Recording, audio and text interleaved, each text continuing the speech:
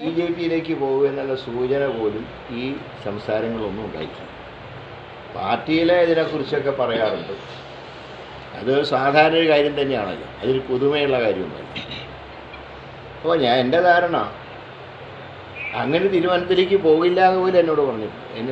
ഒരു ഘട്ടത്തിൽ പറഞ്ഞിരുന്നു, വിളിക്കാനൊക്കെ ധാരാളം ആളുണ്ട്, പക്ഷേ നമുക്ക് ഈ പാർട്ടി വിട്ട് പോകാൻ കഴിയില്ലല്ലോ, അച്ഛൻ കഷ്ടപ്പെട്ടുണ്ടാക്കിയ പ്രസ്ഥാനമല്ലേ, അതുകൊണ്ട് നമുക്ക് പോകാൻ കഴിയില്ലല്ലോ എന്ന് പറഞ്ഞ വ്യക്തി എങ്ങനെ ഇത്രയൊരു കടുത്ത തീരുമാനത്തിലേക്ക് പോയി? വിശേഷിച്ച് ഇപ്പോൾ പാർട്ടിയിൽ എന്ത് കിട്ടിയാലും കിട്ടിയില്ലെങ്കിലും കരുണാകരനെ ചിതയിലെടുക്കുമ്പോൾ അദ്ദേഹത്തിൻ്റെ ശരീരത്തിൽ പതപ്പിച്ച പതാകയുണ്ട്, കോൺഗ്രസിൻ്റെ ത്രിവർണ്ണ പതാക. അത് ഞങ്ങൾക്കൊക്കെ അവകാശപ്പെട്ടാണ്. ഞങ്ങളുടെ കാലം കഴിയും, സ്ഥാനങ്ങൾ വരും പോവും. അത് ജനാധിപത്യത്തിൽ സാധാരണ. ഒരു പ്രസ്ഥാനത്തിൽ നിന്നാൽ ചിലത് കിട്ടിയില്ല എന്നുണ്ടെങ്കിൽ കിട്ടിയതിൻ്റെ കണക്ക് ഓർക്കേണ്ടത്. അതുകൊണ്ടാണ് എനിക്ക് ഒരുപാട് പ്രയാസങ്ങളൊക്കെ ഉണ്ടായിട്ട് ഞാൻ വേണമെങ്കിൽ നിങ്ങളോട് തുറന്നു പറഞ്ഞിട്ടുണ്ട്. പക്ഷേ അതൊരു വഴിവിരിയലല്ല.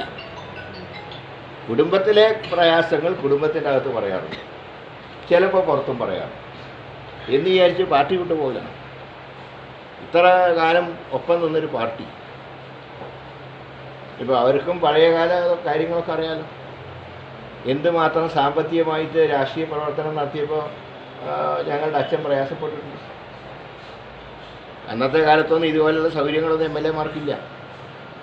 ഞാനൊക്കെ ജനിക്കുമ്പോൾ അത് MLA പോലുമല്ല, കൊച്ചി സംസ്ഥാനത്ത് MLA ആയിരുന്ന വ്യക്തി അന്നും താമസിച്ച വാടക വീട്ടിലാണ്. മുരളി മന്ദിരം ഉണ്ടാക്കുന്നത് 1962 കാലത്താണ്. എന്നാൽ അദ്ദേഹം ഒന്നുമല്ല, സാധനമില്ല. 60-ൽ അദ്ദേഹത്തിന് സീറ്റ് നിഷേധിച്ചു, എന്നിട്ട് പോലും അദ്ദേഹം കുരുങ്ങിയില്ലല്ലോ.